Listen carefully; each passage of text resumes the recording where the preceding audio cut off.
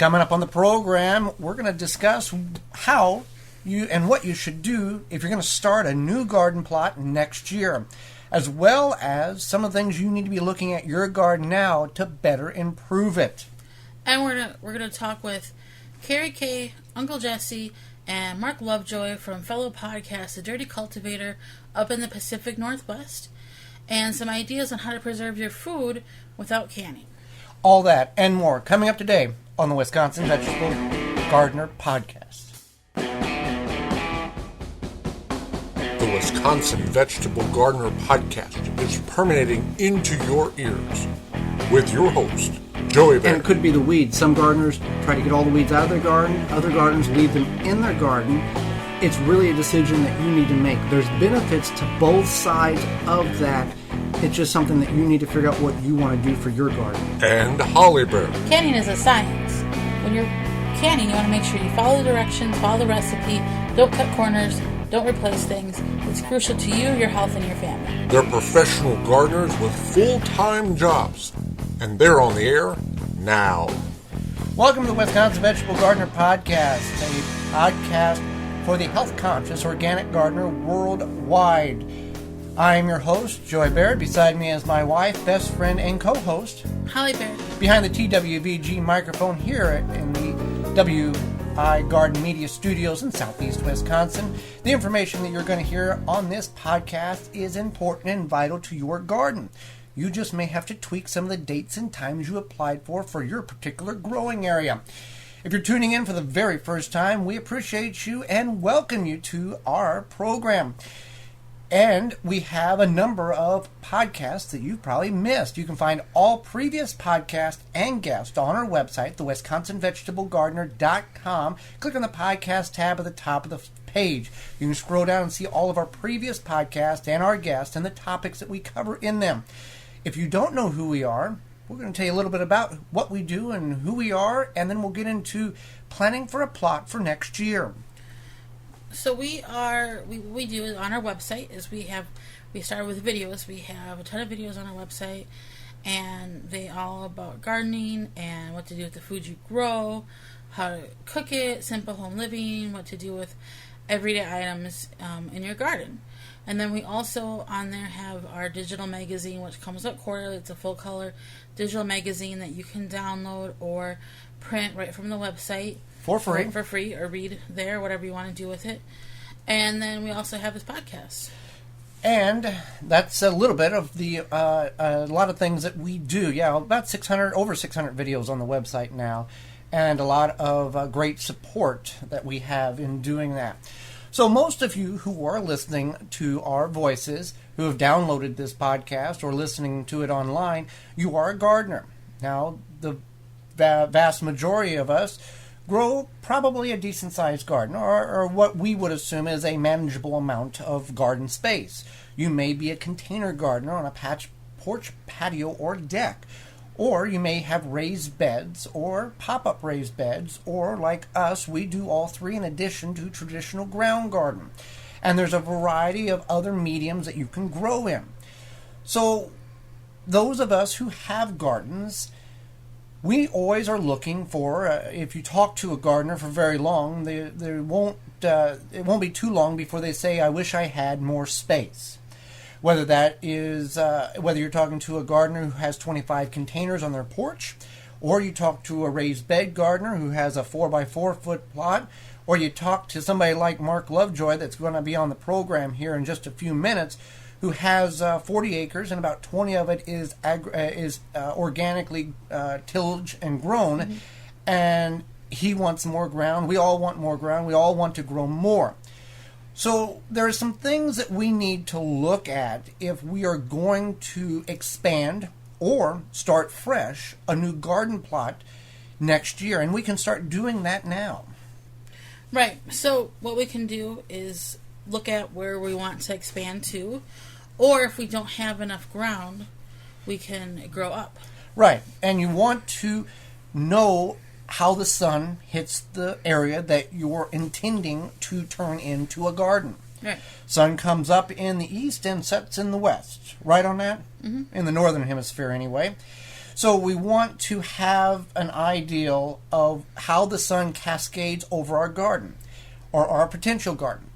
If your garden is an open field, you really don't have to be concerned with this. But many of us grow in areas where we do have some level of shade. And what if you've watched some of our or any of our videos on the website, you will see that we have a giant maple tree in the center of the backyard of the large garden and some storage sheds and a garage that cover the backside of the garden after midday into partial shade. It goes shade from midday on. So it gets half-day sunlight. And then during this early spring and late fall, the sun cascades across the whole garden because the leaves are no longer on the tree or haven't grown on the tree yet. But during the summer months, there are a lot of leaves, and the center portion of the garden gets shaded during the peak portions of the day, which is not necessarily a terrible thing if you are experiencing tremendous heat. It can really help plants reduce their stress level by having them in shade during the hottest portions of the day. But before we decide, after we look at where the sun cascades, we really need to look at what's beneath the soil, and we have to do one thing before we ever start digging. We have to call Digger's Hotline. Now, this is not something you do in the fall, but it's a good reminder for the You spring. could do it in the fall. You're supposed to do it within, like, a little bit of when you're going to dig. All right. So, free service? Yeah, they come out within 3 business days, and then they, just in case, I think you would know if something changed in your yard, but it's best to do it soon before you're going to dig. But it's good to keep that in mind. So you can take stakes and strings and kind of mark off where you want your garden to be, have them come in and tell you. They'll mark on the ground with paint, whether there's electrical lines, cable lines, gas lines, whatever it is underneath the soil, and you're recommended not to dig in that area. And they'll tell you areas where you can only use hand tools as opposed to like a shovel or a tiller or whatever. And for the most part, we've had good luck with not having to deal with any of that. But you never know. You don't know what's underneath. Typically, water lines are not going to be shallow because there's a depth that you legally have to bury them, or I guess not legally, but recommended. Even if you've lived there forever, you've known the area or whatever, you don't know. So you just want to keep that in mind. Right. And now there is some things you can do. Let's say you have the backyard or a portion of the backyard or front yard. If you're in an area where you can grow without having issues with growing in the front yard, you can start prepping that area without even having to lift a shovel or start a tiller. You can mark out where you're going to have that garden right now, and you can cover it with black plastic. Now, based on what region or area you are in right now, in the later portions of summer, mid portions of fall, the intensity of heat, what you're doing, that black plastic is basically going to fry that soil, kill off any seeds and that grass in that area. So when you come in next fall, or next spring, you can go ahead and dig the soil much easier than you would have. Now, that's why I brought up calling the Digger's Hotline now to mark off the area. So you know if you can go ahead and kill that grass off with that black plastic. So that wouldn't be a bad thing. If you know where you're going to put that garden, have them come out, mark the area. If everything's good, cover it with black plastic, and really leave that black plastic on until the heat is done for the summer. Because after the frost or if it starts to snow, you're not going to get anything to grow. There's not going to be any weed seeds. So you really want to throw that black plastic down as quick as possible. Another thing you can think about is if you think you have sketchy soil that may not grow anything, or maybe you have a neighbor that came by and said, "Whoa, you're going to put in a vegetable garden? And I've lived here for 60 years, and I never seen anybody grow anything in that soil," or something, whatever. You might want to think about getting your soil tested. Right. Or just maybe if you're concerned, maybe that your house was built on a gas station or something before, or toxic dump site. I don't know. You might want to think about raised beds or containers. Right, raised beds or containers. So that's just some of the things that you want to keep in mind. Are we missing really anything? That's kind of the basics of right now. Yeah, you just kind of want to do a little planning, think about where you're going to put it. Because you don't want to get to March 1st next year and go, hey, I want to have a garden here, and then you're rushing when you should already be planting. Now, for those of you who follow the video series on the website, you see the big garden. That's Holly's mother's backyard, and she was tired of cutting the grass, so she let us grow in addition to the front yard here at the WI Garden Media Studios, as well as Holly's sister's backyard. But anyway, the large garden, that was all grass. There's like 1,600 square feet that it was all grass. And in 2010, I went in there. We had Digger's Hotline come in February, market, and between February and March 1st, I took a shovel. We didn't use a tiller. We didn't do any of that. I took a shovel, and we started from one end and worked our way around, which we started with 900 square feet, and then we went to 1,100 square feet, and then we went to 1,600 square feet, and now we've got every available area that we can grow in. But it was a lot of work spading that thick grass under. Now, we still have weeds. Many of us do have weeds and fight weeds all the time, but that was a lot of work, and we weren't going to buy a tiller because we didn't want to do it that way. We wanted to get that sod under the soil and have it break down naturally. So that was one thing. Now, one thing you brought up, Holly, was raised beds. If you have a sketchy soil, or you have mobility problems, or you just freaking don't want to dig up the garden or dig up the front yard or the backyard, or you like the way they look, and I'm not picking a sponsor out because we like them more than any other. I'm not doing that. I'm simply telling you about a product that a sponsor has that could make things a whole lot easier for you in the garden. Rootmaker has got these grow bags that are 30 gallons, 45 gallons, 60-gallon grow bags, 30 inches in diameter, 30 inches in diameter, 36 inches in diameter, 3 foot across, and they're 15 inches high. And they hold it at, I think I figured out that was about almost, 8-9 cubic foot of soil that you would need in one of those. But they're white in color, so it's not, displeasing to the eye. And you could get a lot of them in one little area, fill them with compost, and you're good to go. They're not that terrible expensive, and we've played around with some of their grow bags, very durable. And you would take. And if they're white, so if you live in a warmer climate, they're going to stay cooler longer. Or if you have a white house, they would blend into the house a little bit better. Very durable material. They're manufactured root trapper 2s is what they are. You're going to have to do a lot of work to tear one of them things up. Now, if you run it over the lawnmower, you're probably going to tear it up. But that's another option, an affordable option that you could go with raised beds. So that's just some of the things that you need to consider. Now's the time to start planning for next year. And that, as gardeners, if you've gardened for very long or spoke to a gardener or a farmer or anybody like that, you're always thinking 4 steps ahead so you can make that transition or that step in planting or harvesting or prepping a whole lot easier for you.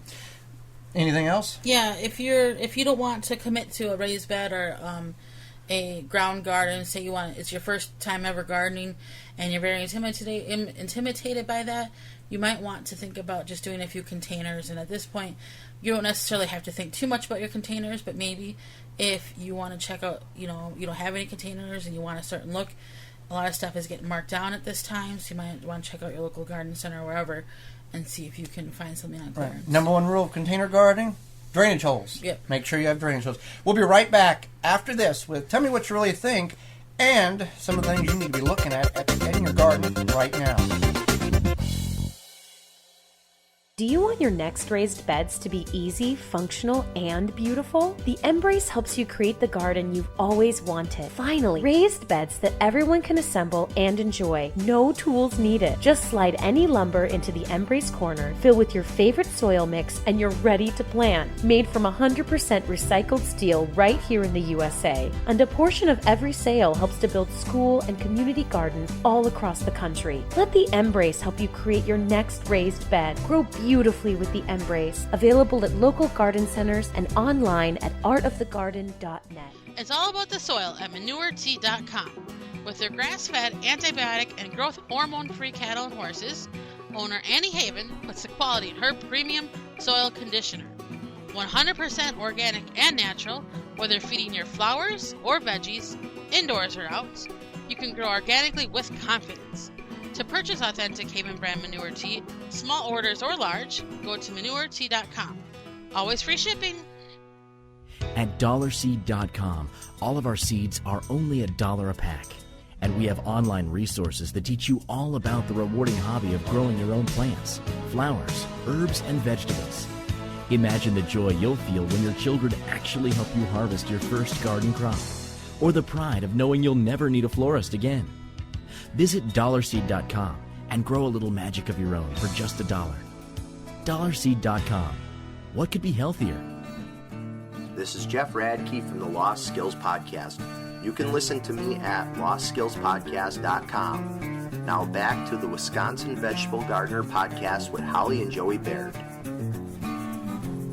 Welcome back to the program. If you would like to find out more information about the sponsors you've just heard in our entire sponsor lineup, you can check them out at the website, thewisconsinvegetablegardener.com, and click on the podcast tab at the top of the page. You can see all the sponsors that support this program and make it possible, and you can check out all previous podcasts at that location. Well, now it's time for our regular segment entitled Tell me what you really think. Now, in this segment of Tell Me What You Really Think, it's a time where Holly and I are open and candid about gardening, or about a topic related to gardening. Sometimes it's not even related to gardening. But in our video series, as well as this podcast and our digital magazines, we take a very high level of professionalism when we go about sharing information with you as a listener, the viewer, as well as the reader for our magazines. We feel that if you take time out of your day to view our information, we want it to be professional, we want it to be direct, and we want to help you out in whatever topic you're searching for. So this week on Tell Me What You Really Think, it's about people gardening because they see other people gardening. There is a certain... Like poser gardeners? Well, there's a certain caliber, or there's a certain group of individuals who... But don't we want that? Well, I'm getting to that. There's a certain group of individuals that no matter what their neighbor does, whether their neighbor buys a minivan, they'll buy a minivan in about the next 2 weeks. If they plant a fruit tree or a tree in their front yard, the neighbor plants a tree in their front yard not too long. Mm-hmm. They put a big Christmas wreath on their door. What's the neighbor have not too long in the distance? A big Christmas wreath on these, keeping up, copycatters, I guess, is what you want to, I'll deem them as.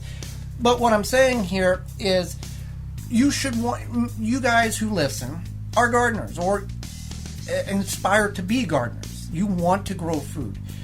I don't think... So it's like keeping up with the Joneses. Well, kind of. And I don't think there's too many or anybody that has downloaded this podcast going, well, I don't garden, but I'm going to listen to figure out how to garden because my neighbor gardens and I need to keep up with him.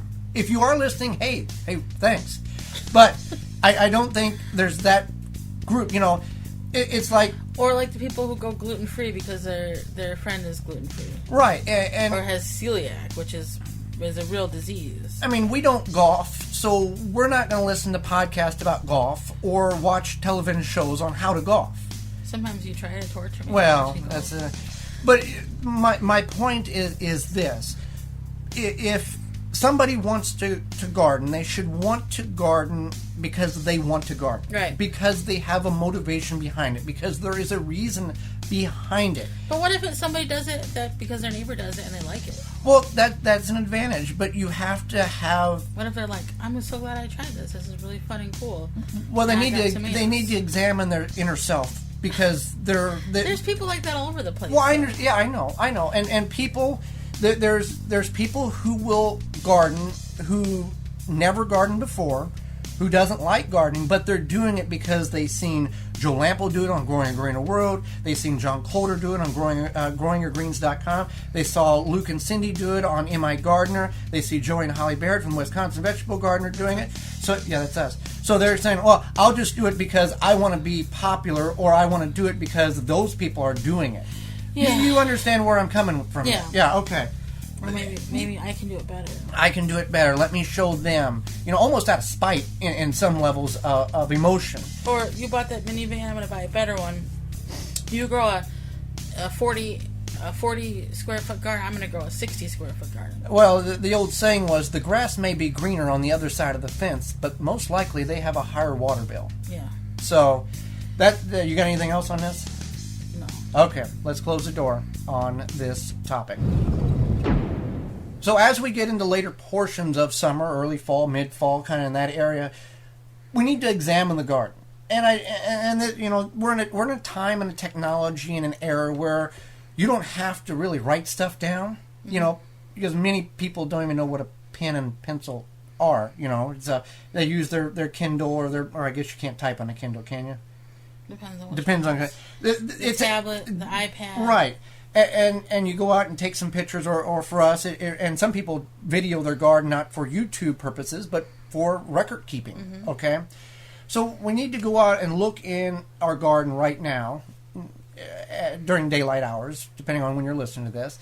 Maybe you're working in your garden right now, or maybe you're working, or your farm, and you need to kind of look at as you grow in levels of gardening.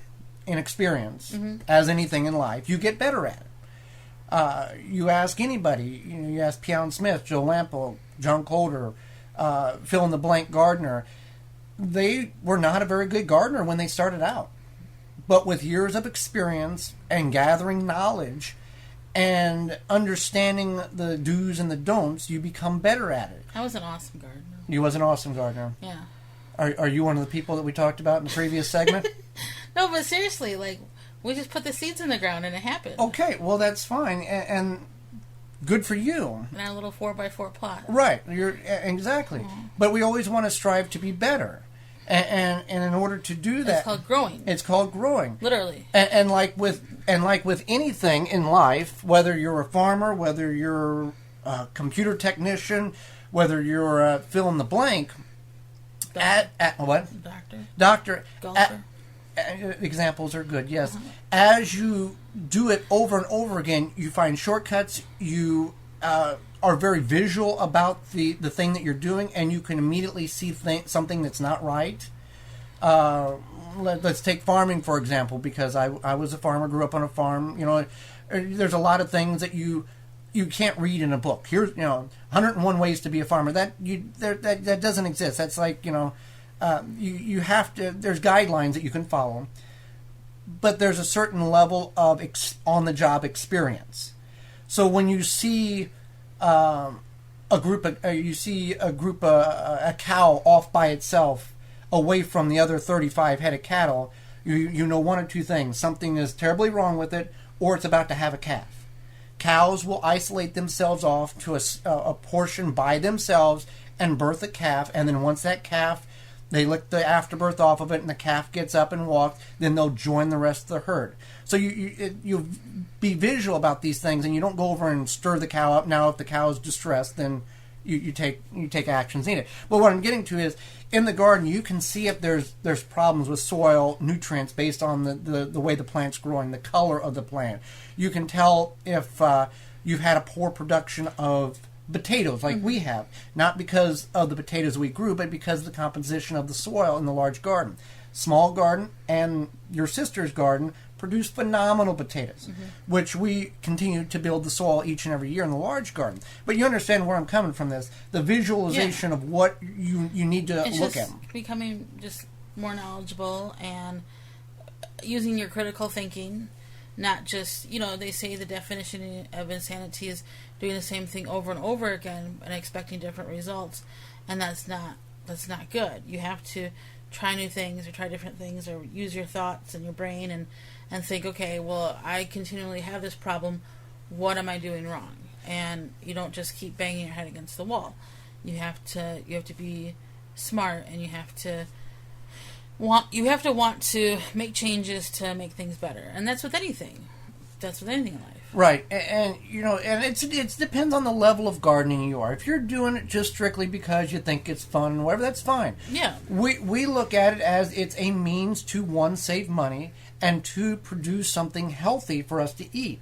Mark Lovejoy does it because it's a livelihood. He makes money off what he grows. If he has a crappy crop of tomatoes, he's took a terrible hit financially, and it really affects 365 days on the farm up there in Washington State on whether or not, ends meet, or he's got to go find another job or lay people off or whatever the case is. Right. So that's kind of what you're looking at when it comes to that point. So take a look at what's going on in your garden. If you see that there's issues, now's the time to address them, not next year before, a day before you plant. Oh, I remember I had this problem last year.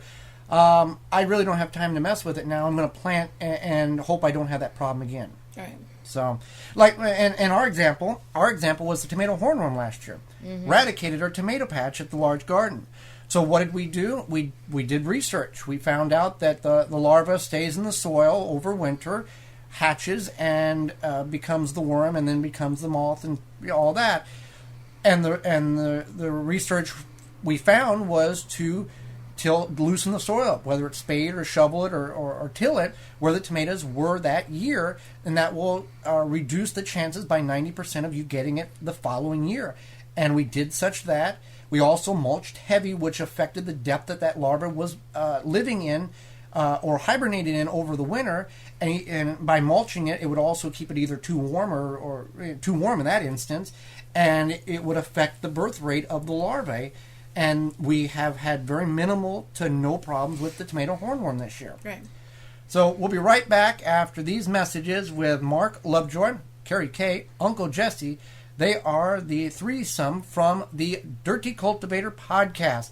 If you have not checked them out, you really need to check them out, and we'll talk more about that right after this. A gardener knows that the key to a good plant is its roots. With poor roots, the end result is not good. Conventional pots and trays cause roots to wrap around and become root-bound. Then you try to unwrap the roots at the time of planting, hoping not to break them.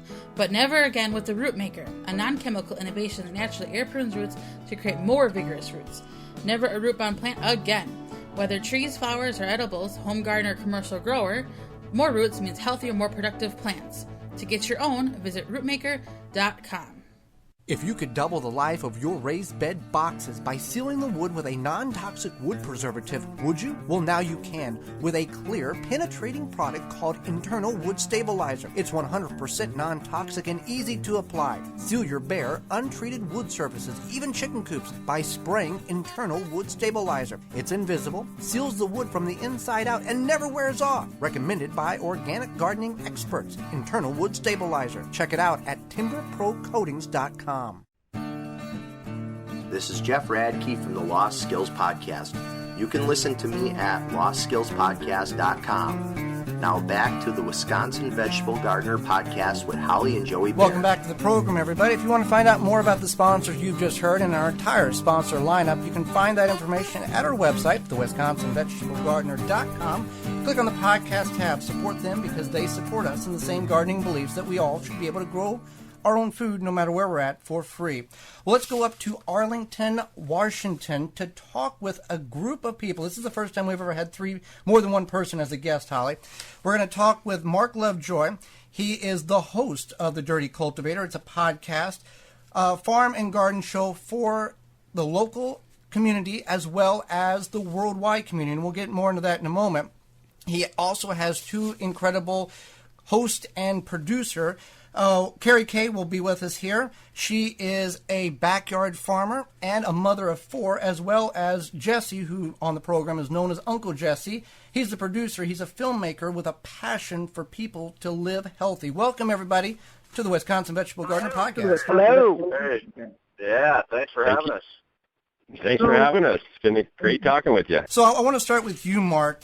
You've got a 40-acre farm, organic farm. How much of that is dedicated to growing versus the market and greenhouses and et cetera? Our farm is divided in thirds, basically. We use a third of the 40 acres to grow crops intensely. We use a third of the crop land to grow in greenhouses.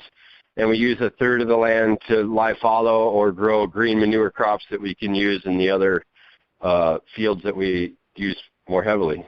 How do you deal, as an organic farmer, how do you deal with the weeds the best? Well, I deal with the weeds in a strategy called weed management more than weed eradication, and we generally cultivate most of our weeds by hand, and we can do some flame weeding in some situations, but most of our weeding is done by hand, either with wheeled hose, hula hose, or actually on our hands and knees weeding some crops. Not much different than the backyard garden. Not too much, but we do use some greenhouses, and that kind of limits the amount of overall weeding for the space. If you're working just inside of a greenhouse, it can be a little bit easier. Well, Carrie Kay, I'll start with you, and then Jesse, you can follow up with the same question here. How did you guys both get tied in with Mark in this elaborate operation and the passion that he has for growing organic food locally in the Arlington, Washington area? It's kind of a roundabout way. I grew up down in Lewis County, Washington,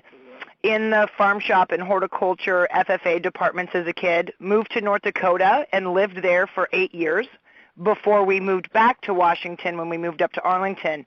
And Mark actually had an ad on Craigslist hiring for someone to work out in the field. And I showed up in his office with my 2 kids in tow, and he said, I'm not going to put you in the field, but I think I've got something else you can do.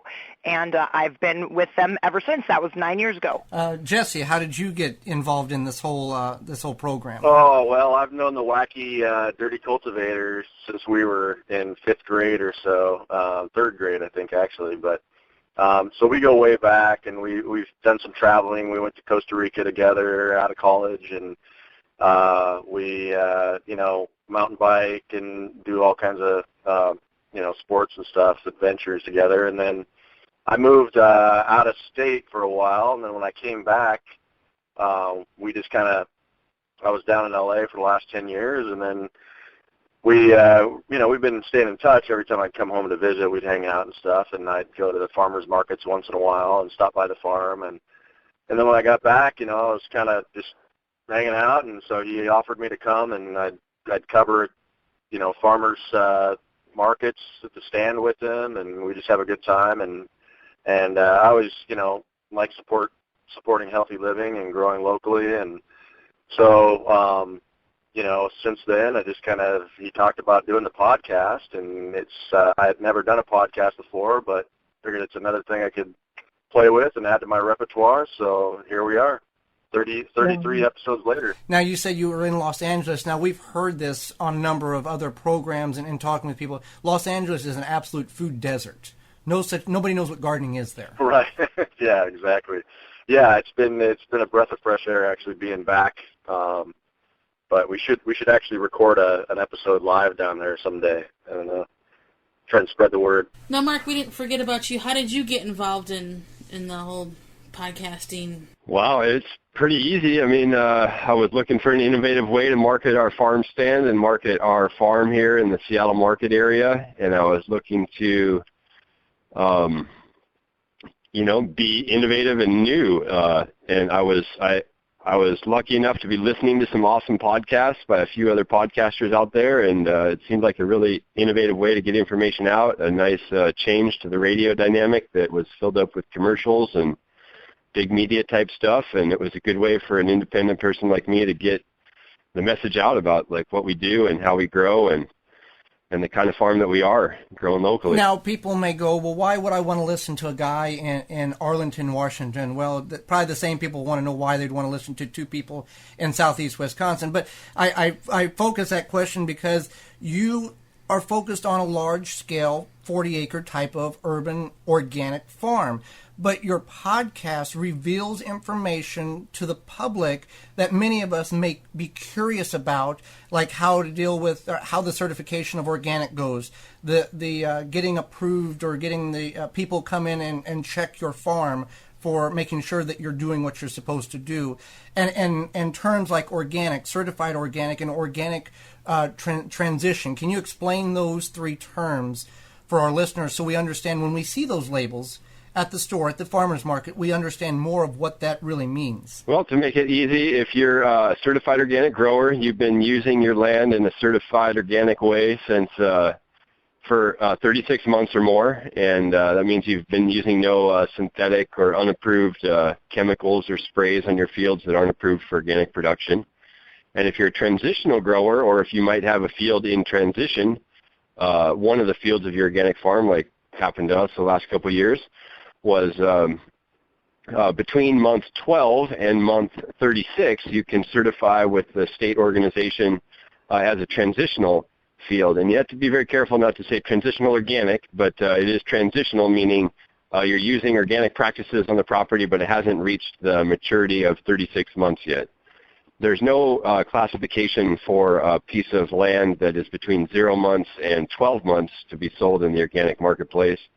But there is this 12-month to 36 months, and this allows a grower to bring on a new parcel of land and have some revenue coming out of the property while he waits for it to certify as a certified organic parcel. Now, on one of your podcasts, I forget if it was 2021, somewhere in that range, where you said that you want to be certified organic, but it's kind of an oxymoronic. As much as certified organic you are, the paperwork that goes along with it kind of really is backwards. You spend more time working on paperwork, killing the earth with paperwork, than you do growing organic, healthy food for the locals. I would agree with that. The organic market has changed quite a bit since its inception around 1990, and especially in my career in the last 10 years or so, it seems to have gotten more and more of a wholesale trade type certification, knowing that inside of the wholesale market of organic food, there's a fairly stringent standard to make sure all the growers and distributors are using the same processes to get that food into the grocery stores and into all these other areas that you're finding organic food nowadays. For me, as a smaller scale grower, saying I farm 40 acres is different than actually farming 40 acres. So, like, we really only farm like about 20 of those acres. We have some fallow areas, we have the green manure field, et cetera, et cetera. And I think that the burdensome paperwork for smaller operations becomes more and more as the market shifts away from small-scale organic production to large-scale industrial-style organic production, or what I call big organic versus what I do is called local organic. This question is for Carrie. How do you take practices that you see on the big scale at Mark's farm, and do you practice them in your backyard, and what are some of them that you practice? Some of them, yes, I do. I have used some of Mark's growing techniques, especially when it comes to the way he does his tomatoes. I don't do my tomatoes inside. I do them outside, but the cabling techniques and the pruning techniques, yes, I learned those from Mark. I've been a gardener for a long time, but when you're working with people like Mark and Patricia and what they're doing, it's really easy to pick up on simple little things that you can do to make what you do in your backyard easier and safer for the environment. And you guys, all of you, touch on this on the podcast as they come out. It's not just all about you. It's about practices that, yes, you are doing on the farm, but that we can all utilize in our backyard, in our own little part of the world. Yeah, I think we kind of approached the show like that from the beginning. Was I didn't know if I could tell the story to the people from maybe like a beginner's point of view or from a backyard gardener's point of view, but I thought I could just explain what I do from a commercial grower side of things, and then if random people and home gardeners are listening to the show as well, then they can extrapolate information from a commercial grower that they can either tweak or bring back to their backyard gardens. Which is a lot of the reason why when you're listening to the podcast, you will hear me ask Mark the questions that I ask him, is so that we can get his information to a backyard gardener in a language that maybe they would understand better than another farmer. But on the same token, a farmer can listen to his program, our program, and get information that a farmer could use as well. Yeah, and then I kind of come in as the layman that, doesn't have the knowledge that either Carrie or Mark have, and just try to remind them that sometimes they're speaking over the basic listener's head, and so I come in with the basic questions, and of course I'm just doing that for our audience. It's not that I don't know this stuff, Oh yeah. I mean, you're also the humorous side of the show too, Jesse. Oh yeah. So I try to add a little something. You do have got to have a good show. You got to have some laughs in there, right? Now, Mark, you kind of backed off. You backed off to one farmer's market this year. Is this because it was just too much overwhelming, or you realized as a farmer, unlike many farmers, that you really got to take care of yourself and not strain yourself and burn the candle at both ends? You've got to focus on what you need to get done, but also have time for yourself. I think that's important to have time for yourself. I think the farmers markets are a strategy to reach a sustainable future for a sustainable young farmer in our country right now, but I don't know if farmers markets are the best long-term strategy for farmers to be in if you're going to do this as a career. The unpredictability of the weather, of the market, of the competition, of the market management is a lot of things that are out of control of the farmer and your marketing strategy. And I think that farmers need to take control over their marketing strategy and work towards a future that they have complete control over their marketing more than allowing a big chunk of their marketing to be handled by a market organization like that. Either through a farm store can achieve this kind of long-term success for the farmers, or an excellent wholesale business can do that as well. Okay, now before we end here, why don't you each talk about what is one thing that you find the most difficult to grow in your gardening experience? You want to go first, Mark? No, let's have Uncle Jesse go first with this one here. Oh, good one. I was hoping you would go because they were actually breaking up. I didn't actually hear the full question. What was it? What is one of the most difficult things you have found to grow, or you've had the most difficulty in growing? Oh, boy. What do I have the most difficulty growing? I actually don't have much of a green thumb at all.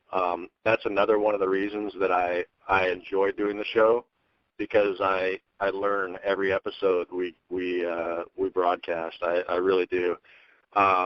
I have trouble growing just about anything, to be honest with you. Hair. He grows really great hair. Yeah, I was going to say something else, but yeah, that's about it. Yeah, I am no green thumb. I love learning from these guys all the time. Carrie? The most difficult thing for me to grow, and if you guys listen to this show, you know it's because of my soil conditions, if you listen to Mark. But I actually don't think these two items are because of my soil conditions. I think it's the time that I get them in the ground. But arugula and spinach and tender greens like that are really challenging for me. Most of the time they bolt on me before I can even get them harvested. So those are my two really challenging crops, are spinach and arugula. And I think for us here at Garden Treasures, we have a challenging time dealing with the weather here in the marine climate of the Northwest. We don't have a real good predictable weather pattern, and we have a lot of moisture and a lot of cooler temps in the summer. We don't have a lot of heat units. So the simple warm weather crops are very difficult for me to grow. One this year that I'm having an extremely hard time growing is some of these northern Georgian sweet potatoes. Those are just not doing very well for me. I also have troubles with melons. Those I can only grow smaller melons, usually in the cantaloupe family. Real hard time with watermelons. Okra and eggplants always are a struggle for us too. And I think that's and the hands down favorite hardest thing to grow actually is probably the sweet corn out here. And not because it doesn't grow so strong, but because it just doesn't germinate right in our soils and our soil temperatures. So we can have really poor stands of sweet corn come up. So we have to take a lot of extra effort to make sure we can grow corn correctly. Well, we appreciate you all three for joining us on the program. If you want to know more about Mark Lovejoy, he was our featured guest on our free digital quarterly magazine. On this spring, it's on the website underneath the digital magazine tab. It's the one with the strawberries on the cover. A very in-depth conversation with Mark and a lot of photographs if you want to see some of the operations that's going on there at Treasure Farms. Carrie, Uncle Jesse, Mark, we appreciate you coming on the program. And Mark, for those who want to check out your podcast, well, you guys' podcast, the website is? Just go to thedirtycultivator.com and you'll find us right there. We also have a great Facebook page that we keep updated and an Instagram account at The Dirty Cultivator. So check us out, like us there, and look for us on iTunes or any other podcast app, and we'll be well listed there with all of our episodes. And all those links will be in the show notes for this episode. Guys, we appreciate it. Thank you very much for coming on the program, and we'll be right back after this. Kapow is an American company that grew out of the need to develop an everyday product that would help us decrease our eco footprint. Utilizing the mason jar as its foundation, Kapow has created accessories turning your mason jar into a multi-use device, drinking lids and lunchbox adapters, plus so much more, made entirely in the USA from carefully selected food-safe plastic that is just the right thickness for both durability and ease of use. For hot and cold beverages, certified safe for all ages and dishwasher safe too, get your Kapow accessories. Visit kapow.com. Oh, yeah. What you say? You say Nasala Kombucha. It'll put some glide in your stride and some pep in your step. Nasala Kombucha. Yeah. Nasala Kombucha makes your body happy. Nasala Kombucha makes your body smile.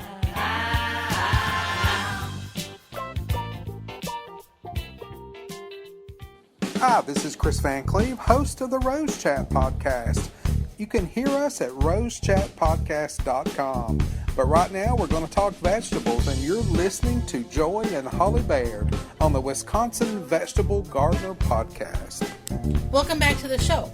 If you want to go ahead and check out our sponsors, support them because they support us, you can visit them on our website, thewisconsinvegetablegardener.com, and click on the podcast tab. That information is also in the show notes below. We're not quite done yet. We've got 2 more topics to cover, gardening in 2 minutes, and is it better to freeze or can the produce that you get from the farmer's market or your garden? But first, Gardening in 2 Minutes is an audio production that Holly and I produce on a weekly basis for a number of podcasts and a few radio programs. If you would like Gardening in 2 Minutes on your particular program, you can contact us through the website. This Gardening in 2 Minutes is all about... It's all about our success story on growing sweet corn.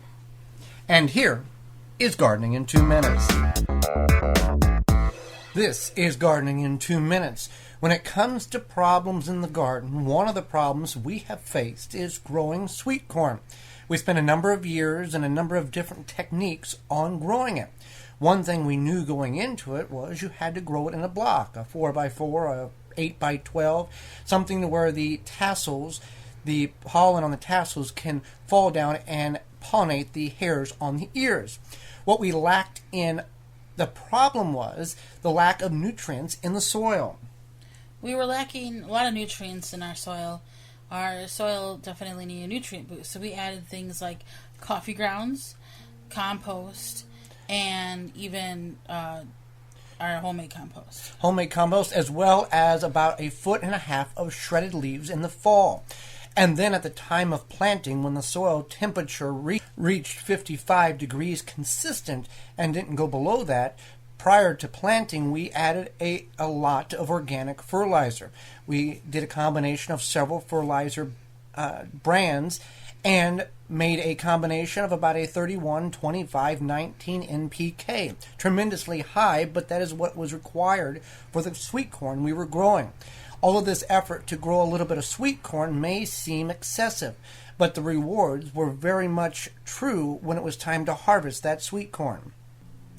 So everything was worth it. We added the nutrients, we took care of the corn, and now we've had some really great, delicious, non-GMO sweet corn that we've grown, and it's really nice and juicy and sweet. So the moral to the story is figure out what's causing the problem, and it may take several years to resolve it since our growing season is fairly short. Do your research, study, grow it in the appropriate place in the garden, and with due diligence, you will have an end result of a harvest of a crop that you will be very proud to present to your family on the dinner table. For more information on growing sweet corn, our weekly video productions, as well as our free downloadable digital quarterly magazine, You can find all that information at thewisconsinvegetablegardener.com.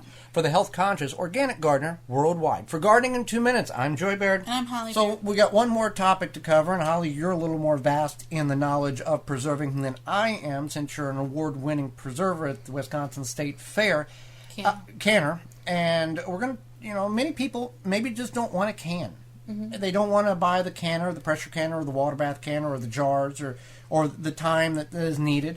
And they decide they can freeze it.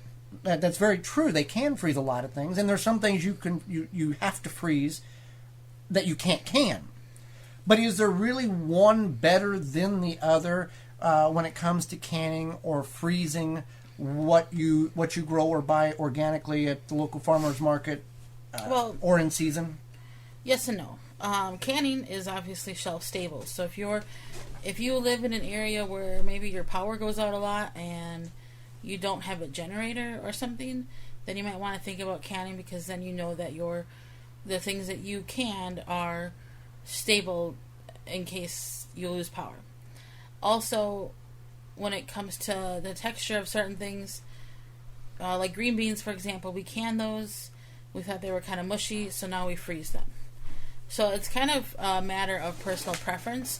But if you want to freeze everything, that's fine. You can even preserve without freezing. People do all the time. There's salt preserving. There's natural fermentation. There's refrigerator preserving. So is it going to last as long as other stuff? No. But if you are okay with that, then that's fine. But salt preserving is a way people did things. You can also store your food in a hole in the ground over winter. Like a root cellar.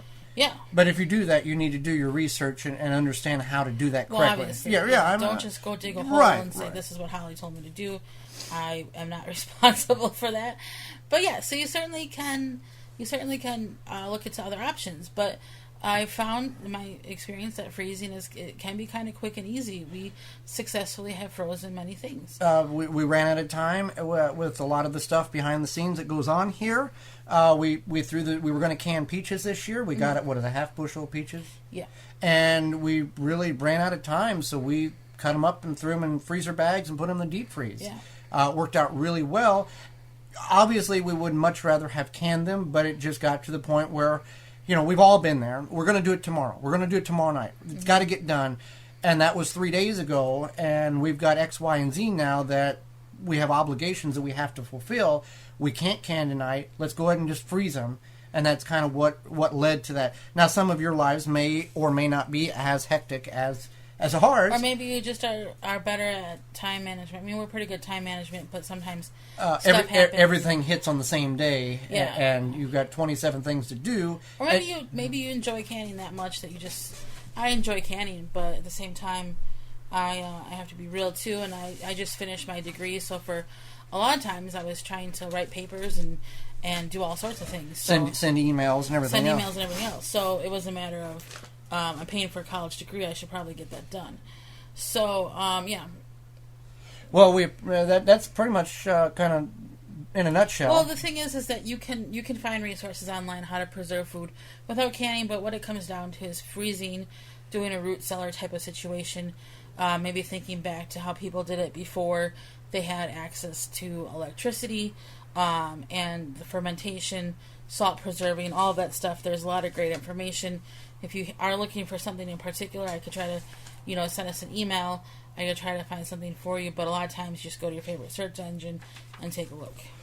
Well, that about wrap it up for today's episode. We greatly appreciate you tuning in, downloading the program. If you found this information to be helpful, don't hesitate to share it with one of your gardening friends or someone who is very interested in gardening and not somebody who's just copycatting you. Because okay, if they are copycatting you, then...